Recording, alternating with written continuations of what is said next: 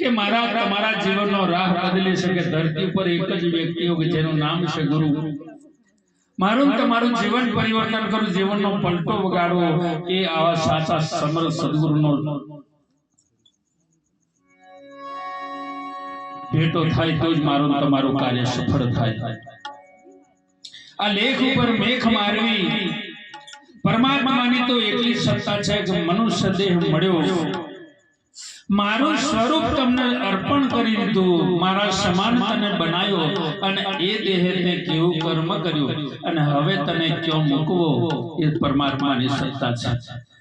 પાછી આ સંતોએ કીધું માત પિતાના કર્મ સંજોગ, માત પિતાના કર્મ સંજોગ મને તમને જે કંઈક મોકો મળ્યો છે આ વટે માર્ગો અવિનાશી ને વટે માર્ગોને જતો જે આવા પરમ તત્વને જે રોકવાનું કાર્ય માત પિતાના કર્મ સંજોગ બે ઘડી મને તમને સમય બે ઘડી વિશ્રામ માટેનો સમય મળ્યો છે અને આ મોકાની અંદર જો કદાચ આપણે મારી તારી ઉપાધિ લાલિયાવારી કરવા રહેશું કે જેને માટે આવે છે મનુષ્ય ખાવા માટે જન્મ્યો નથી અને જીવવા માટે ખાતો નથી.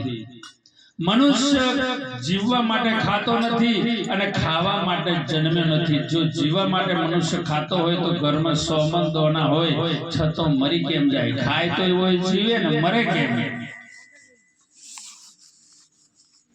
આવો અનુભવી અવતાર જે મળ્યો છે એક ટાઈમનું ભોજન મોથી શક્તિ પ્રાપ્ત થાય. આ પંચ મહાભૂતની કાયા અને આ ચેતન તત્વને નિભાવવા માટે અને બીજા ટાઈમના ભોજનમાંથી શક્તિ પ્રાપ્ત થાય એ શોધવા માટે કે મારા અને પરમાત્મામાં તફાવત કેટલો છે, મારા અને પરમાત્માની વચ્ચે અંતર કેટલું છે એ જાણવા માટે. એટલે મનુષ્ય ખાવા માટે જન્મ નથી, જીવવા માટે ખાતો નથી. મારા અને પરમાત્મામાં અંતર કેટલું છે, મારા અને પરમાત્મામાં તફાવત કેટલો છે એ જાણવા માટે આત્મા સાચો પરમાત્મા, પરમાત્મા સો પરમ ગતિ મહાપુરુષોએ નક્કી કરીને કીધું કે 4 વેદ 6 શાસ્ત્ર 18 પુરાણ, 4 વેદ 6 શાસ્ત્ર 18 પુરાણ અને 19 નિષેધ જીવના ટેરવે ખરું કર્યું હોય એ મોઢે કરી લીધું પણ એ બધું અજ્ઞાન છે એવું મહાપુરુષોનું કહેવું છે. 4 વેદ 6 શાસ્ત્ર 18 પુરાણ 19 નિષેધ જીવના ટેરવે ખરું કર્યું હોય એ બધું અજ્ઞાન છે. મહાપુરુષોએ એમ કીધું છે આપ કો આપ જાન ઓહી જ્ઞાન. બોલીએ સદગુરુ મહારાજ. આપણે આખા જગતને જાણીએ છીએ, આખા વિશ્વને ઓળખીએ, જેટલી વસ્તુ પડી એટલા પર નજર પડતા હતા આપણે એને ઓળખીએ છીએ, પણ જ્યાં સુધી આપણે આપણને નહીં ઓળખીએ તો સુધી આ હોંધો ચડે તેવો નથી. ભજન જ્યારે સમજાય, ભજન જન એટલે માનવ, ભવસાગર તરવા માટેનો મને તમને જન્મ મળ્યો છે. આ ભજન સમજાય, બસ સમજાય તો ભવસાગર કરી જવાય તેમ છે, જ સમજાય તો જન્મ મરણ મટી જવાય તેમ છે, ન સમજાય તો આ ચેતન તત્વ નરકમાં જતો આત્મા પરમાત્માને પામી જાય તેમ છે. આ ભજનમાં એટલો પાવર છે. આ વૈરાગ પદ એવું છે પરમાત્મા પાસે લઈ જવાનું પહેલું પગથિયું ભજન છે. બોલીએ સદગુરુ મહારાજ. પણ બને ક્યારે? આપણે ભજનમાં બેઠા છીએ, આપણે પાઠમાં બેઠા છીએ, પણ જો આ પાઠ આપણામાં બેસી જાય, ભજનમાં બેઠા છે, ભજન આપણામાં બેસી જાય, એક આંખના પલકારે જીવનનો પલટો વાગી જાય એમ છે. આજ પાઠની જ્યોતના અજવાળે જેસલ જાણ્યો જગનો જોર, કચ્છની ધરતીનો કાળો નાગ એક આંખના પલકારે પીર થયો. એ આ પાઠનો પાવર છે. પણ પાઠ જેસલમાં બેસી ગયો ત્યારે અને એ ભજન જેસલમાં બેઠું ને, જેસલની ગાયો કાપેલી આજે ભજન બોલાય છે. હરનો હન્યો લખચાર કઈ સારું નતું કર્યું, એવું મહાન પાપ કરેલું. તોરણવાણીએ પૂછ્યું ત્યારે એને કીધું જેટલા માથાના વાર એટલા મેં વિકર્મ કરી નાખ્યા કે જેની સીમા નથી, એનો કોઈ હિસાબ નથી. જેસલ જાડેજાને જ્યારે સંતનો ભેટો થાય એ સંતનો પાવર છે.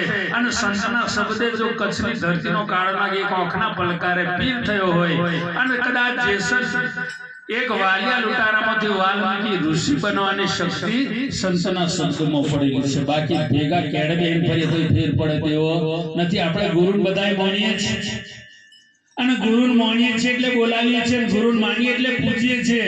ખૂબ ભાવ છે, મારી ના નથી, પણ જો સુધી ગુરુનું કીધેલું માનીએ ને એના વચનનું પાલન નહીં કરીએ તો સુધી મારા તમારામાં ફેર પડે એવો નથી. બોલીએ સદગુરુ સ્વામી વિવેકાનંદ કીધું, મારે મૂર્તિ કરતા, આ મારા શરીર કરતા મારા મુખનો શબ્દ મહાન છે. તું એ વચનને પકડી લે.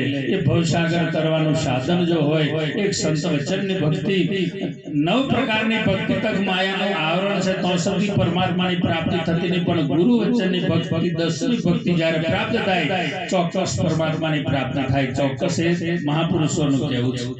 બોલીએ સદગુરુ મહારાજ. એટલે દરેક સંતોમાં તો મારી ખૂબ નમ્ર, ગમે તે જગ્યાએ જઈ પણ વચને વરી જજો. વચને વર્યા વગર આપણો મોઢો ચડતો નથી. કેમ કે એક નાજુક વચનથી કદાચ જેસલ જાડેજો ચોરમાંથી પીર થયો હોય, એની ગાયો કાપેલી, જોણો લૂંટેલી, 140 વર્ષ કુંવારા કાપી નાખ્યા જોણો લૂંટવા માટે. એવો મહાન પાપી બારવટીયો એક ઓખના પીલ પલકારે પીર થયો. એ શબ્દના, સંતના શબ્દની તાકાત છે. મારા પ્રેમી સજ્જનો, જે તે સંતનો, જે ગમે તે સંતનો, આપણું એ નથી કે અમારી પાસે આવો, પણ જે તે સંતનો શબ્દ જ્યારે સાચો લાગે એ શબ્દનું ગ્રહણ કરી અને ગમે તેવો જે વચન મેળવવું એ માનવ માત્રની ફરજ છે. ખાસ કરી આપણો મનુષ્ય દેહનો જન્મ માથે ન પડે. ક્યારેક માતાની કુખ ન લજવાય, આપણા બાપનું નામ લજવાય નહીં, અને આપણો ફેરો માથે ન પડે, ફોગટ ફેરો ન જાય. એ ખાસ ધ્યાનમાં રાખવાનું છે. તક મળી છે પરમાત્મા પાસે જવાની, ગુરુ શબ્દને જાણવાની અને ગુરુ શબ્દને પામવાનો જે મોકો મળ્યો છે એ મોકો વ્યર્થ ન જાય. ખાસ ધ્યાન રાખવાની જરૂર છે. બોલીએ સદગુરુ મહારાજનો જય. એકાદવાની બોલી લઈએ. તબલચી માસ્ટર,